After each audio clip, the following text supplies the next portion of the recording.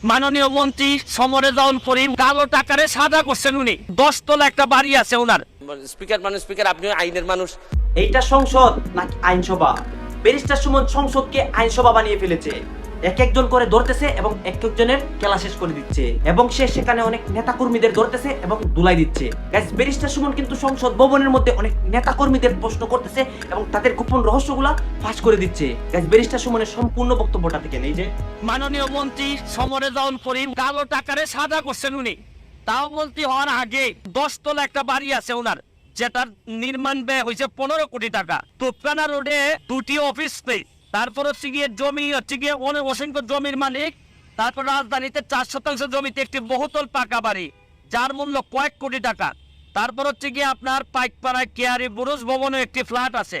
পিরোজপুরে আছে ওনার নাজিরপুরা আশেপাশের এলাকায় কোটি টাকার জমি ক্রয় করেছেন সমরে জাউল করিম। এটা আমার সমস্যাটা যে জায়গায় হয়েছে, এত জায়গা থাকার পরও, সম্পদ থাকার পরও, ঢাকা শহরে এরকম 2-3টা বাড়ি থাকার পরও উনি মন্ত্রী হওয়ার 1 মাস 2 দিনের মধ্যে আবার রাজুক থেকে প্লট বরাদ্দ নিছেন। তাও আমার কথা হচ্ছে যে কত টাকা লাগে একটা মানুষের। এই যে মৎস্য ও প্রাণী সম্পদ মন্ত্রণালয়ের তথ্য অনুযায়ী উনার জন্ম কিন্তু হচ্ছে 1962 সালে। 71 সালে যদি মুক্তিযুদ্ধ হয়ে থাকে তাহলে উনার বয়স হয় মাত্র 9 বছর। 9 বছর বয়সে উনি মুক্তিযোদ্ধা কিভাবে হলেন আমার জানা নাই, কারণ আমার মেয়ের বয়স 9। এই মেয়েকে স্কুলে পাঠাইতে গেলে একটা মানুষকে দিয়ে আমার স্কুলে পাঠাইতে হয়। তাহলে আমি কোনোভাবে মিলাইতে পারতেছি না যে 9 বছর বয়সে উনি কিভাবে মুক্তিযোদ্ধা হইলেন। এটা আমার কোনোভাবে মিলতেছে। মন্ত্রী মহোদয়ের কাছে আমার জিজ্ঞাসা, ঢাকা শহরে মানুষ আছে 2.25 কোটি, কতগুলা থানা, কতগুলা জেলা, ইউনিয়ন, অথচ আমাদের আইনে সাকসেশন সার্টিফিকেটের জন্য সাকসেশন কোর্ট আছে মাত্র একটা। এবং এইটা আমাদের জন্য জানেন নামজারি, শেয়ার ট্রান্সফার, উত্তরাধিকার সব কিছুতেই আমাদের সাকসেশন সার্টিফিকেট লাগে। আপনার কি মনে হয় যে এই সারা ঢাকা শহরের জন্য একটা সাকসেশন কোড যথেষ্ট কিনা? আরেকটি হচ্ছে কি 138-এর একটাই প্রশ্ন, ধন্যবাদ। একই সাথে রিলিভেন্ট স্পিকার আপনি আইনের মানুষ।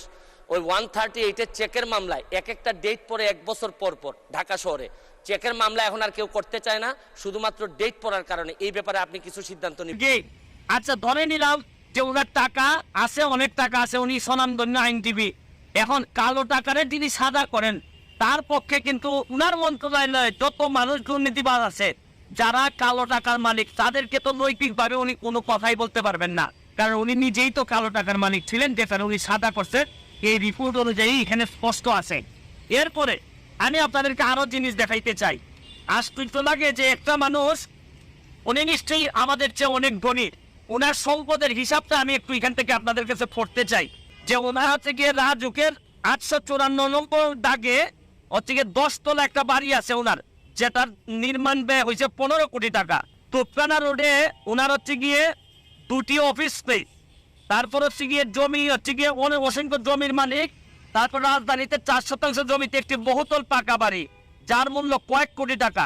তারপর হচ্ছে গিয়ে আপনার পাইকপাড়ায় কেয়ারি বুরুজ ভবনে একটি ফ্ল্যাট আছে। পিরোজপুরে আছে ওনার নাজিরপুরা আশেপাশের এলাকায় কোটি টাকার জমি ক্রয় করেছেন সমরে জাউল করিম।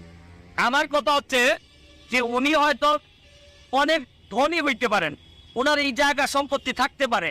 এটা আমার সমস্যাটা যে জায়গায় হয়েছে, এত জায়গা থাকা। গাইস, ব্যারিস্টার সুমন কিন্তু প্রশ্ন করতে করতে শেষ করে দিচ্ছে স্পিকারকে এবং এটা সে কোর্ট বানিয়ে ফেলেছে। কোর্টের মধ্যে যেভাবে আসামিদেরকে জেরা করা হয় এবং আসামিদেরকে প্রশ্ন করা হয়, তেমনি কিন্তু ব্যারিস্টার সুমন সংসদ ভবনে এইভাবে প্রশ্ন করতেছে। গাইস, ব্যারিস্টার সুমনের এই কাজটা একদিকে ভালো করতেছে, আবার অন্যদিকে কিন্তু সংসদ ভবনকে আইনসভা বানানোর জন্য ঠিক তেমন করতেছে না। গাইস, ব্যারিস্টার সুমনের এই কাজটা কেমন হচ্ছে আপনারা কমেন্ট বক্সে বলে যাবেন। এবং ব্যারিস্টার সুমনকে যদি আপনারা ভালোবেসে থাকেন তাহলে প্লিজ আমার চ্যানেলটি সাবস্ক্রাইব করবেন, কারণ ব্যারিস্টার সুমনের আপডেট নিউজগুলো সবার আগে আমি দিয়ে থাকি।